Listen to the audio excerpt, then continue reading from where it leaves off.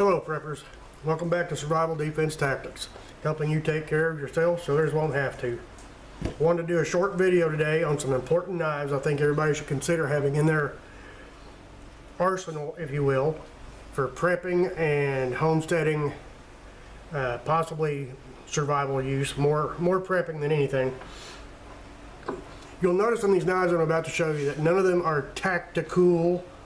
None of them are survival knives, none of them are samurai swords, or any of the other useless whatnot crap that pertains to this video.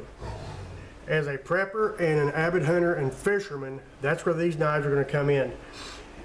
Two of them are three-piece sets, one of them is not. Now, let me just get into the video and I'll show you why I like these knives and the reason why I think every prepper should have them. We're going to start with Old Timer. This particular model is called a Deer Slayer.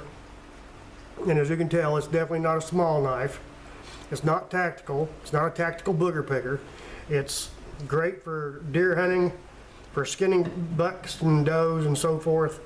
The blade length is just about perfect for when you're having to try to get in and get the hide off the deer and so forth.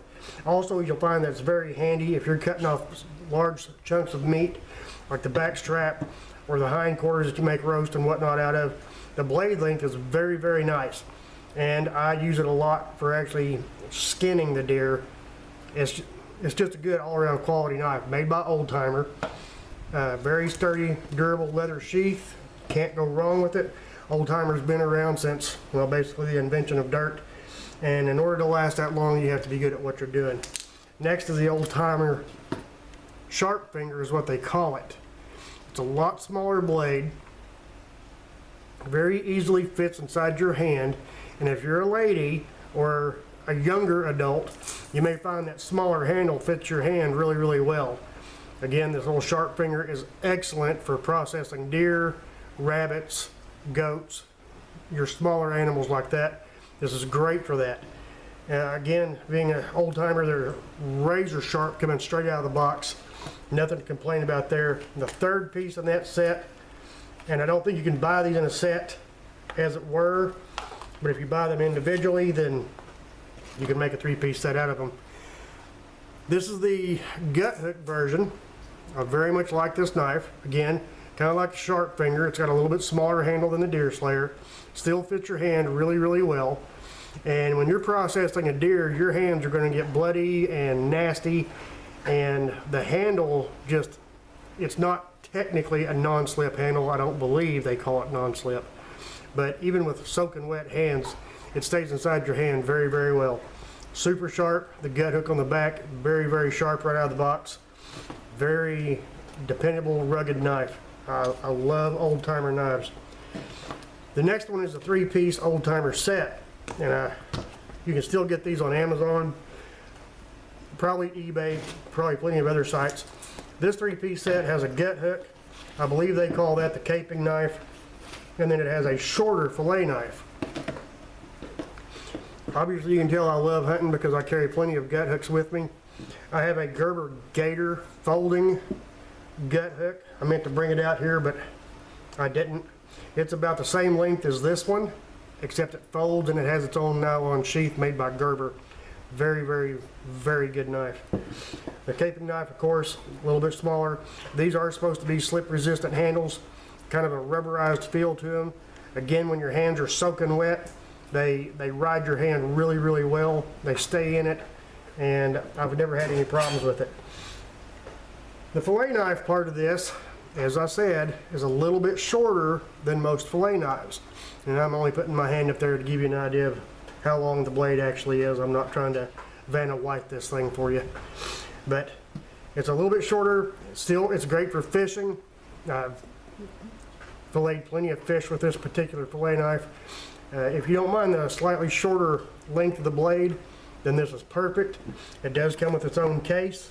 I think the last time I saw this set, the handles were kind of a lime green, real bright colored green, easy to see.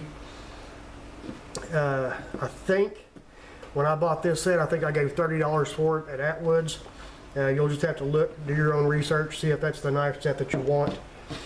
The last knife on here was actually a gift from my brother, and I like to refer to this as my Hollywood slasher knife.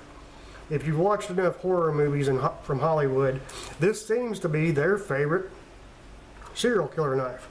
So now I have a serial killer knife. Thank you to my brother. Made by Buck, very sharp coming out of the box. The blade length is just a little bit longer, I think, than the Deerslayer.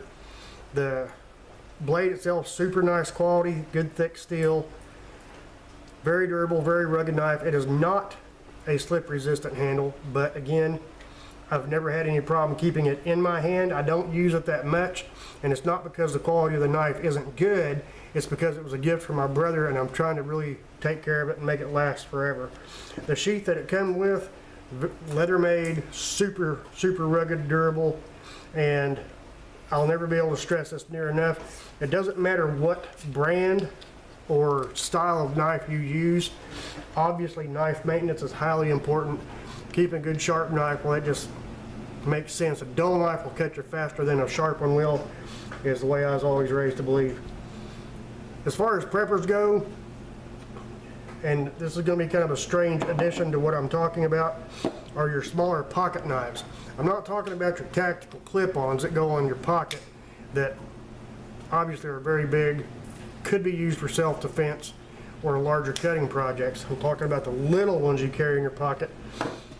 Obviously, these little old-timer knives, I love them to death, little 3-blade. They're not very big. They sure as hell are not tactical booger pickers. They are perfect for little, small jobs. If you do a lot of fishing, these are great for cutting fishing line. Please be responsible. Do not throw your old fishing line back in the water or on the bank where somebody can trip on it or get hung up in somebody else's fishing gear. Be mature enough to throw that stuff away like us grown-ups do. And of course, last but not least, Swiss Army knife. I've carried a Swiss Army knife since I was about 14 years old. This is not the one that my father gave me, but it's almost an exact match. And I just can't brag near enough on Swiss Army knives. They're made good, they're really sharp coming out of the box. They're easy to sharpen, so are the old timers. The little 3-blades are easy to sharpen, they hold an edge really good.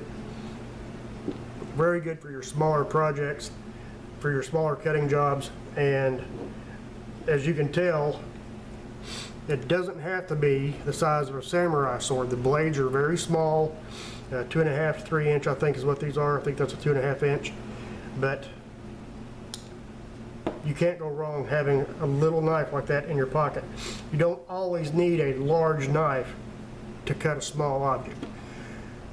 So having said that, again, I cannot preach this near enough. Do your own research. Find the knife that best suits your needs. What do you plan on doing with it? Are you an avid outdoorsman where a 3-piece set like that would be handy to have? Do you want to buy the others individually? Or maybe you've just got it, you know, where as far as your prepping is concerned, the only thing you do is gardening. Maybe somebody else in the group does all the hunting. And if that's the case, these little knives are perfect for gardening, for cutting the vegetables from the vines and so forth. You'll have to do your own research. First thing you need to do is decide why you want the knife. What will you use it for? When you answer those 2 questions, it'll very seriously point you in the direction that you want to go as far as what brand, what type. I'll never have anything nice to say about Pakistani steel. So if your idea is to go to a flea market and buy a little $3 Pakistani folding pocket knife, you're going to get what you pay for. None of these knives on this table are expensive. They are good quality. They didn't break the bank when I bought them, and I will have them until the day I die. The whole point of the video is for you to find good solutions to a knife that doesn't cost an arm and a leg to do it. Again, as always, do your own research. Thank you for watching. Stay safe, and God bless.